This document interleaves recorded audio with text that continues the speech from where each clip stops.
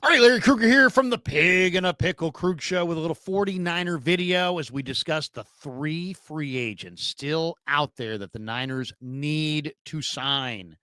We'll talk about that coming up next. But first, we're brought to you by Pig and a Pickle, the best barbecue in all of Northern California. Check them out. They're in Emeryville. They're in Corte Madera. They're open 7 days a week from 11 a.m. till 8 p.m. or until they run out. Pig and a Pickle, the best barbecue in all of Northern California.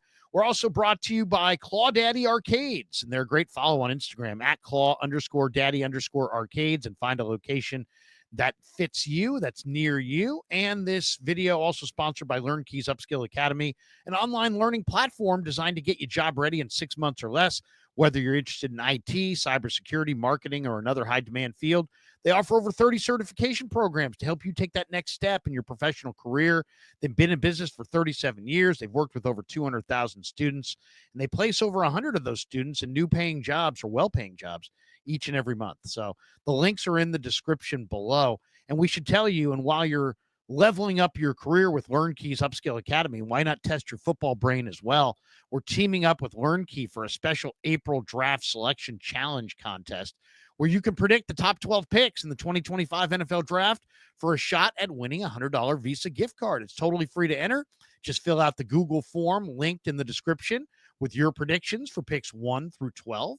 Entries will be graded based on how many correct player to pick matches you get. First place gets a $100 Visa gift card. Second place gets a $50 Visa gift card. Both winners will get to come on the Krug Show during draft weekend. So hit that link, lock in your draft board, and let's see who really knows their draft stuff. Good luck, and big thanks to LearnKey Upskill Academy for sponsoring this NFL draft contest. All right, let's talk a little bit about the three free agents that the Niners really need to go after.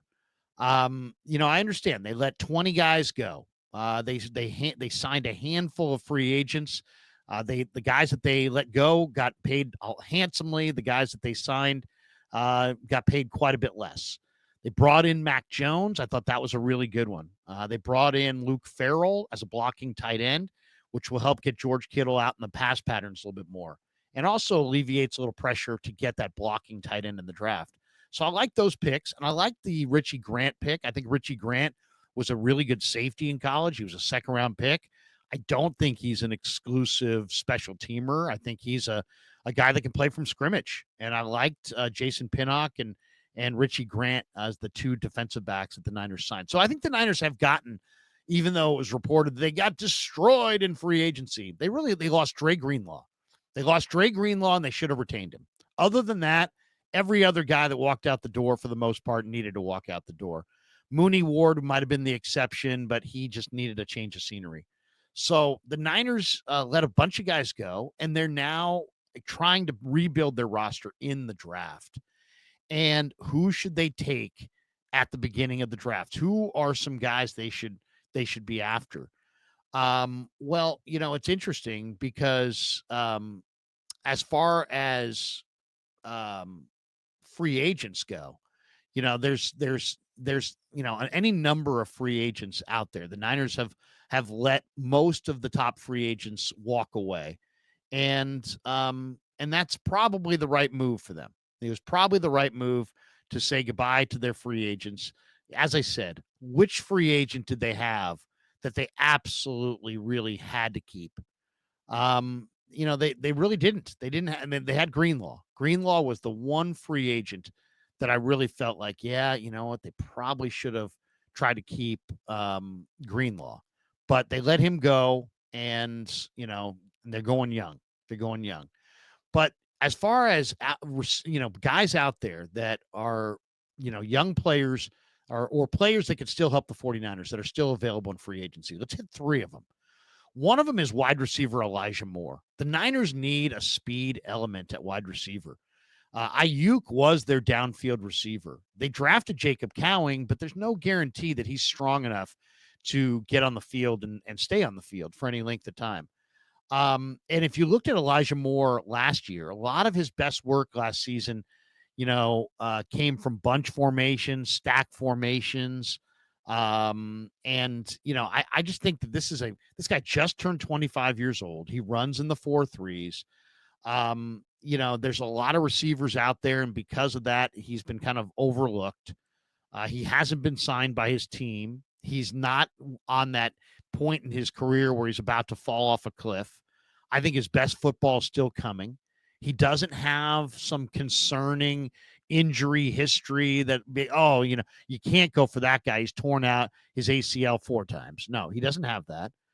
He's had some stretches of nice production in his career thus far. He's still in his prime of his career, so his best football's coming. And I just really think that, you know, you're talking about a player who hasn't done it and has been disappointing, but is young and has speed. And I think he is a perfect complement to what the 49ers have. He's a young receiver who can run. Rookie receivers often struggle because there's a huge difference between getting open in college against college corners and getting open in the pros against basically the best corner you're going to face all year in college. You get that guy every week in the NFL. So Elijah Moore checks a lot of boxes. He's healthy. He doesn't have some chronic injury. He's been overlooked. He's young. His best football's coming. He's got the 4.3 speed, which will complement Juwan Jennings and Ricky Pearsall, who don't have that vertical speed. He's got a little bit more size than Jacob Cowing, and he's out there and he's available. Now, I know Robert Saleh may not be a huge fan of Elijah Moore from their Jet days, but you know what? Robert Saleh, you deal with the defense and let the offense cook on the other side. And I think Elijah Moore would be exactly the kind of receiver that the 49ers need to find. And if they could draft or if they could sign a guy like Elijah Moore, they could take receiver off the board for, the first couple days as a need. Right now, they need a downfield threat. So they may have to go for an Isaiah Bond in round 3. They may need to go for a receiver on day 2 of the draft, just because what are you gonna start JJ and Pearsall and Cowing? Those are your 3 starters. I mean, that I don't think that's a Super Bowl caliber receiving core, but Elijah Moore has the kind of ability where he would give you that vertical threat and round out your receiving core nicely. So that's one receiver, or that's one free agent that I think they ought to go after, Elijah Moore. Another guy that I think they ought to go after in the same vein is another young free agent, and that's Asante Samuel. Samuel, is a great player. He's always been a great player. He dealt with a shoulder injury, a stinger that caused him to miss all but 4 games of the 2023 season. Um, this guy's a good player. I mean, this guy really is a good player. He was a great player at Florida State. Now the question is, some people say that the shoulder injury, the stinger that he has, is a chronic situation. So that has to be investigated for sure. But Renardo Green played at Florida State and he's a dog. And Asante Samuel played at Florida State. He's a dog as well. I mean, he's just a really, really cocky, confident corner. He could be a nickel corner. I mean, I think he could play inside. I think he could play outside. Cornerback, is a hard position to fill.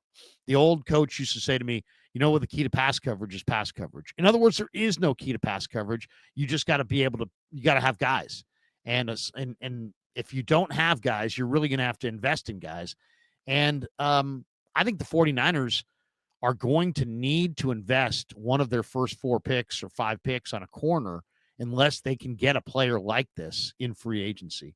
So if you really want to, devote yourself to the offensive and defensive line strictly, then the plan should probably be to try to find, a corner in free agency. And for the most part, this is the best one as far as youth and talent. Obviously, the stingers have to be, investigated by the doctors. But man, could you imagine Samuel and Renardo and Demo, 3 cocky young corners that all have a ton of swagger? That would be fantastic. That would be a great way to start. I mean, you want to improve your defense significantly before the draft, go sign Asante Samuel Jr. I think that would be a great one. And the third free agent I think they ought to go after is Nick Folk. Nick Folk has kicked in this league for 17 years. The Titans just kicked him to the curb. He's 40 years old. He made 3.7 million last year. Go get a good veteran kicker like this. This guy made a high percentage of his kicks. I think he only missed from 50 twice all year. The other free agent kickers are Matt Prater, Eddie Pinheiro, Michael Badgley, Austin Siebert, Greg Joseph, Cade York, Spencer Schrader. There's some decent players in there. Greg Joseph, Pinheiro, these are not bad kickers. Prater's not a bad kicker. But to me, Folk is a little bit more of a sure thing. He's coming off of a pretty good year. You bring him in, let him compete with Jake Moody. And if Jake Moody beats him out, then you're going with Jake Moody. But if Folk is more consistent, then you're going with the veteran kicker. And to me, those three free agents would change the 49ers' fortunes dramatically. You get a receiver with speed that doesn't cost you a ton and enables you to avoid, rookie receivers who almost always struggle. That's almost like a double win because you're getting a free agent receiver that can contribute and you're avoiding a rookie receiver who most likely can't contribute or won't contribute. So that would be a great one. And then Asante Samuel is probably the best player out there. And he's a young free agent.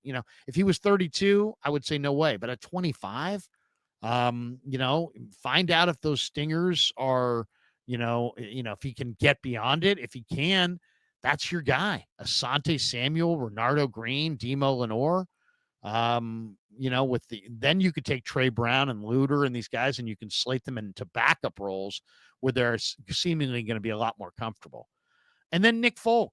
Nick Folk, right now the fan base has major issues with Jake Moody. Nobody's feeling confident in Jake Moody. The only thing that would make us feel more confident is if you had a solid veteran kicker that beat out Jake Moody, or if Jake clearly was the better kicker between the two in a competition with a really solid veteran kicker, and Nick Folk is that guy. So, John Lynch, give me Nick Folk, give me Asante Samuel Jr., give me Elijah Moore, and a hell of a draft, and I think this team could be good to go. I think this team could compete in 2025. All right. Thanks to Pig and a Pickle for being the title sponsor of the Krug Show. Thanks to LearnKey Upskill Academy. Thanks to Claudaddy Arcades. The links are in the description for all of our sponsors. And thanks to all of you guys for supporting the Krug Show on YouTube.